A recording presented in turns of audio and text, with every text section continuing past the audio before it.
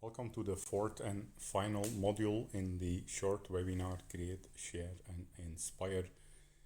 In the first three chapters we talked about content creation, organizing your content, engaging the audience. Now we're going to look at how to analyze the engagement and further improve. So we'll be looking at engagement, building an audience, increase your followers, looking both at social media and YouTube as well as the blog and the mailing lists, which basically means the blog followers. You can watch the HD videos on my YouTube channel on the blog ultrajourneys.org, and a 10-minute preview gets posted on Insta TV and Facebook. Looking first at the social media, Instagram. So obviously your engagement can be measured in terms of number of followers, how they trend over time, the number of likes you can get on a certain post, how many comments, number of shares in Instagram, then to stories. And then of course hashtags are important so that people who are not your followers can discover your posts. If you are a creator on Instagram, a creator profile, and have more than 10,000 followers, then you can basically have a new option here, Insight, that gives you a lot of useful statistics to analyze. So you can see, for example, which are the top reaching posts, how many profiles you have reached, how many posts and stories you have shared. You can see the trending again, day-wise, over time. See how many followers you gain, how many followers you lose, your top locations, cities as well as countries. So a lot of useful statistics to basically understand who are following you and what posts are doing well. The same for the stories, especially when you make interactive stories or having again 10,000 followers, you can add links to the stories. Seeing how many people have clicked on the links, see how many people have visited your profile, watching a story, seeing here also in case of multiple choice quizzes and stories, how many people have answered the correct answer, so you can tune your questions. So that all provides a lot of interesting insight at the story level.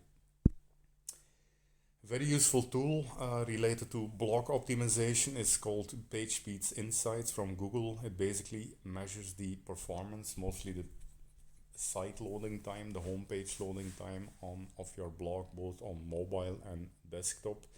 It allows you to optimize and make sure the end users get a speedy, responsive experience, which is important, obviously. Another interesting tool is the Google Search Console, which basically allows you to optimize search engine optimization for your websites by doing a number of optimizations. You can see here over time again how many people have seen links pointing to your blog, and then how many people have actually clicked on some of those links. So that gives you a good understanding of how visible you are in the global Google search engine. An important thing for a blog is also to submit a sitemap to this search engine. A sitemap is basically like an XML hierarchy of your blog, which shows all the blogs, the categories, the tags, the pages, and then in an XML format which can be submitted so that search engines know how to discover your entire content of your site and how frequently it changes. Google Analytics, an essential tool, so adding a little bit of JavaScript to the headers of your blog allows Google to keep track of a lot of interesting statistics like number of users visiting your website, how many sessions, how many pages have been visited on an average time, how many minutes the user spends on your website. Compare this trend with, say, the previous week or the previous month to see if your site is growing actually in terms of engagement. Using those Google Analytics, you have a couple of plugins in WordPress, like here Monster Insights, pretty popular, which allows you to visualize all these statistics in beautiful charts in the in WordPress itself.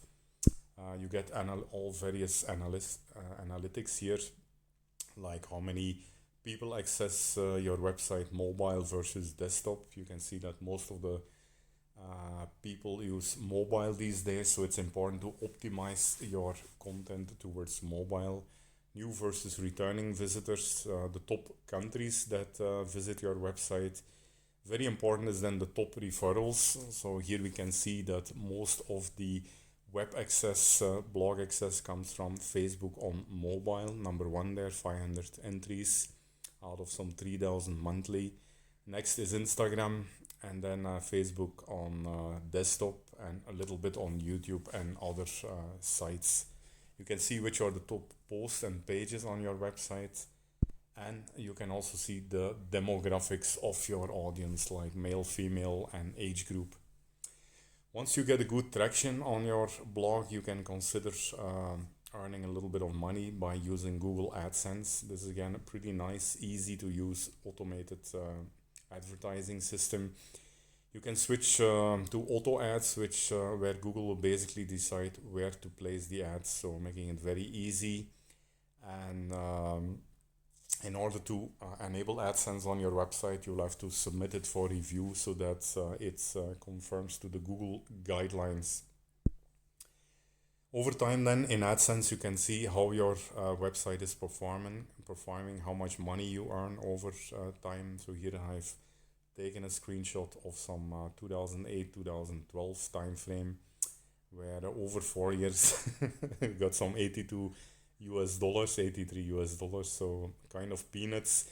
Obviously for any specialized projects, like in this case Chennai Trekking Club, where only a small portion of the population will be interested basically. So you need to really create a serious online engagement before AdSense makes sense. You also have a nice plugin again for WordPress called Google Sidekick, spelling mistake here, D should be T, where you basically get a visual console to view the AdSense statistics, the Search Console, and the Google Analytics in a more visual way. Similar for the blog, same statistics you have available on your YouTube channel.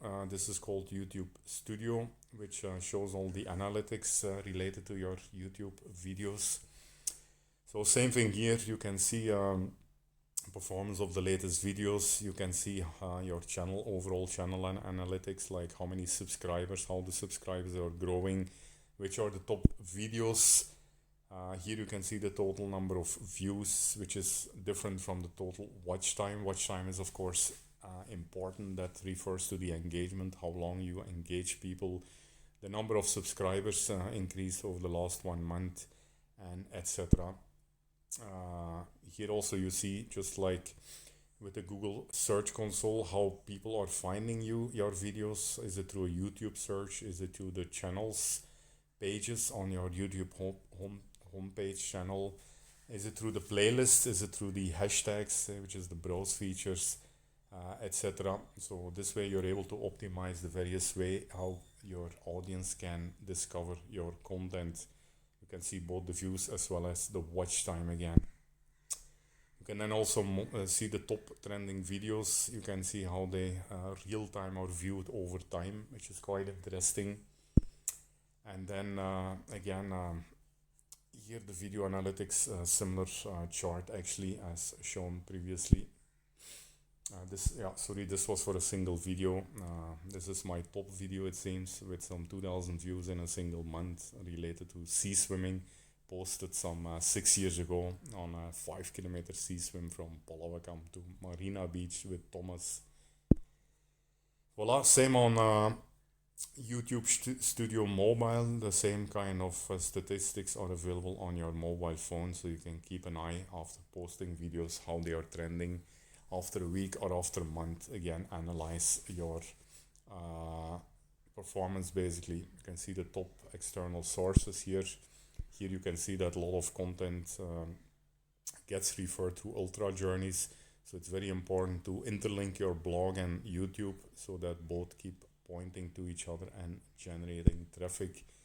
And then again, similar to the blog, you have age-wise statistics, gender-wise, demographics, country, city-wise. So a lot of useful statistics to analyze your following. And then of course at the the playlist level, you can see how the playlists are doing.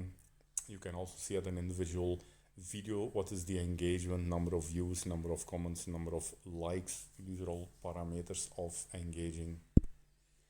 Final thing is the blog itself. As I mentioned, you can set up a mailing list, like for example MailChimp, which is free to use up till a certain of subscribers. Any new post on your blog gets mailed to your followers through mail, so they don't miss on any content. You can see how the number of subscribers, email subscribers, varies over time, how many of those subscribers will click on the content, email to them, etc. So useful way again to monitor your direct blog followers. Voila, this was a short chapter describing various analytics on how you can measure your engagement, the number of followers, the content over time, and basically optimize in various way to ensure that people can keep discovering your content. Thanks for watching this short 4-part webinar. I hope it was useful. This is again seen from the content of concept of ultrajourneys.org, but valid to any product, project or passion that you want to create content for, build an online portal, share and engage people, and then basically analyze that engagement. Thanks for watching, and keep following me on ultrajourneys.org. Lots more interesting webinars to come.